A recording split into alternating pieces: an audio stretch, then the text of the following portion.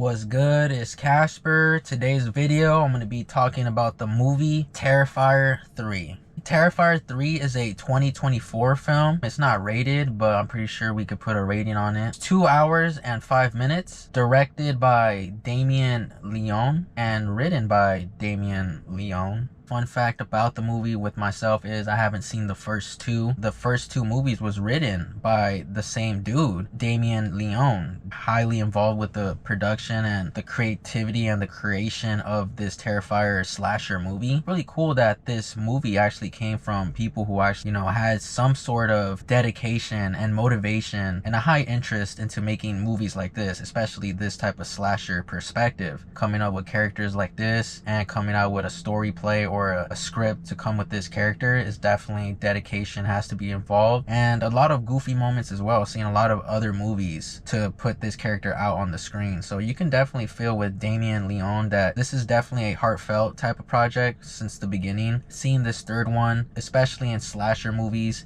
you're basically going in there for a lot of the kills and the gore and the blood. The movie Terrifier 3 is about Art the Clown. He's the killer, he's the slasher, the creepiness of the movie, haunting and creeping out a lot of people in this small town called Miles County. One of his victims that comes to that area from the other movie, he's basically on a rampage again and going for specific people. Besides going through specific people to kill, he's going around other and seeing other people as well that he has to kill. No regards for human life at all. We're watching the Terrifier dude, Art the Clown, go for this specific main character who is basically involved from the other movie. So that's what it is. It's that she sees him again in this town that she's in, and it's Christmas time. A lot of back and forth on seeing her character go through it, the fact that he's in town, and then seeing the perspective of Art the Clown get all these kills, especially with that creepy lady that he has hanging around by his side. But that's what the movie is about. If there's any spoilers on me explaining this review, sorry about that. Being able to see slasher movies,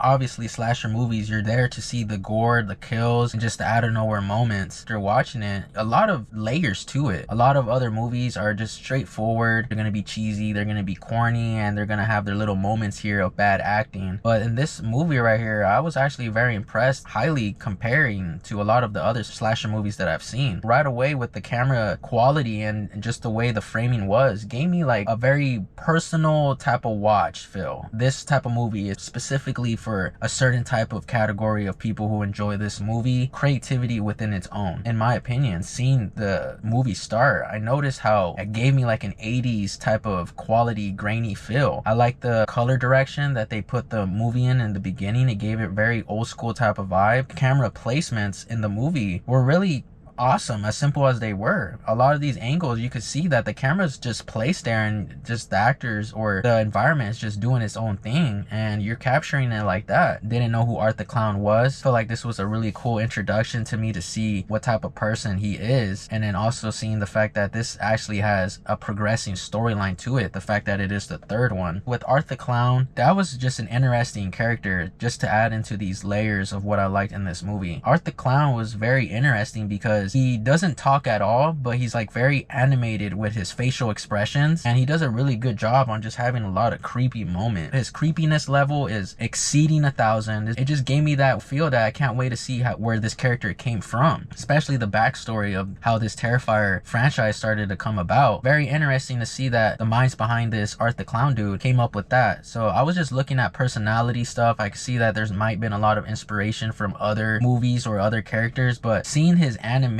facial expressions made me think about Jim Carrey with The Mask. If you guys ever seen that movie, Jim Carrey puts on a mask, very animated type of character, but obviously in that movie he has lines, but in this movie kind of gave me that vibe a little bit. He's very goofy. In my opinion, didn't give me mime vibes. He was doing a lot of stuff that mimes do. They don't talk. His whole character was involved with his face, the way he was smiling at stuff, silently laughing, like it was all creepy, and that whole costume design was actually well done. It gave me a feel where this is not a simple character. Art the Clown does look creepy. That clown stuff is creepy, and just the whole look in general, you don't want to be staring at that face to face because you're gonna want to turn away ASAP. He's played by David Howard Thornton, and I think he did a really good job and knew exactly how to put out this role. Didn't really mimic other slasher movies and didn't really mimic the personalities from those high top slasher people. It was very concrete. You know that this dude is thinking evil thoughts. So good job with the camera placement as well with his character. There's a lot of selective angles where it makes his character just look creepy, brings a lot of more anxiety. So this movie is not scary, but you just know at every moment he's gonna come out of nowhere. He's possessed by a demon. Slowly but surely see that this dude is not human at all, and that this dude is actually being possessed and being owned by a demon. Did a good job on putting out that vibe as well. It also made me laugh too that he's kind of like an ego type of slasher type of person. In this movie, there's moments where it's feeding his ego, and like I said, with his facial reactions and his just overall body movements, you can see that he enjoys whenever he gets complimented. Art the Clown is the definition of straight go for the kill. The acting was okay from other actors. There was cheesy moments where it's like, oh, the acting could be a little bit better. I did like how this movie, there's a lot of people responsible on to make this vibe as stylish and as a vintage vibe as possible. There's a lot of moments in here with the actors that it just gave me that 80s feel. A lot of the characters complemented that era vibe. If they were going for an era vibe, it wasn't like they didn't put no effort into it. It looked like they actually had fun with it too. Yeah, as grimy as it is, but Art the Clown, that's the star of the show. Just want to see who else or what else he has up his sleeve. That's very disturbing. That's what the movie just kept doing.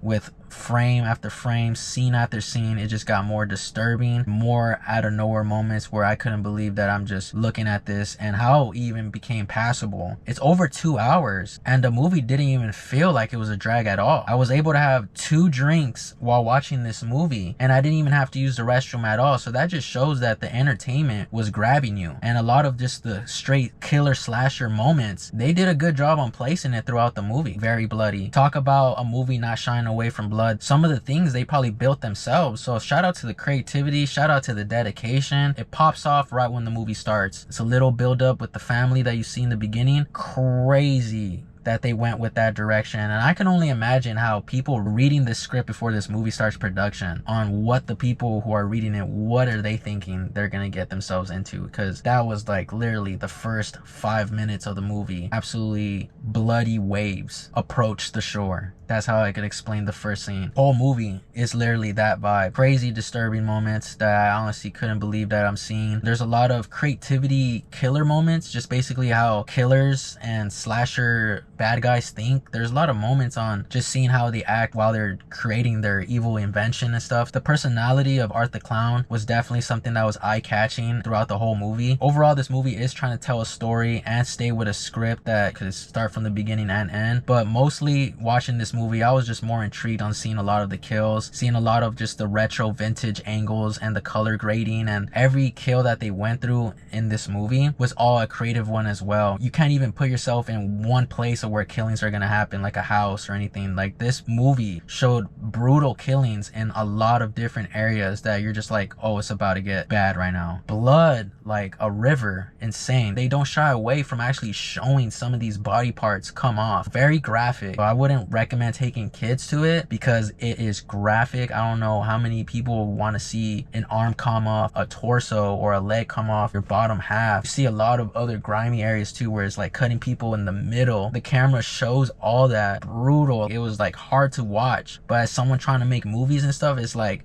wow, mad props. It's like mad props for putting that gruesome stuff out there. There is like a naked scene as well, so you do see some nudity. This is probably one of the most bloodiest movies that I have ever seen on a slasher type of level. There's characters in this movie that you just kind of hate, and you kind of like, oh, I hope they get it the worst. I enjoyed the fact that there's people out here actually trying to make slasher movies more better, more exciting, more of that rush that this movie brought. It didn't drag too long with the storyline. A lot of the music in the background complemented the vibe that we're feeling with the movie. Little Easter eggs in this movie as well. People know more about the Easter eggs, put in the comments below. Overall, this movie was an interesting one. It's very grimy, bloody, graphic, so be careful on who you're bringing to watch this movie. After my watching the movie Terrifier 3 out of 10, I'm gonna have to give the movie a 8 out of 10. That's my movie review for the movie Terrifier 3. Shout out to you guys for tuning into the video. Thank you guys for watching, and we'll see you guys on the next one.